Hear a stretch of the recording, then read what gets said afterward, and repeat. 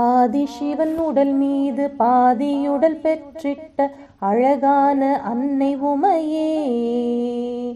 ஆற்றல் சேர் சக்தியாய் அகிலத்தை காப்பதற்கு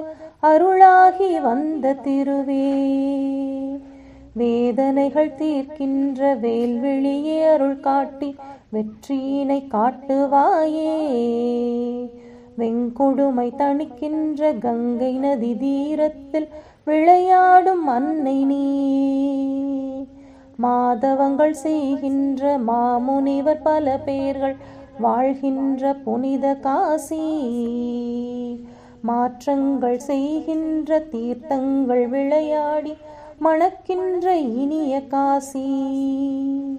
சோதனைகள் வரும் போது வேதனையை நீக்குகின்ற சோலையாம் விசாலாட்சியே, சொந்தமென் வந்து நிதம் முன்னடியை தொழுவோர்க்கு துணை நீயே விசாலாட்சியே.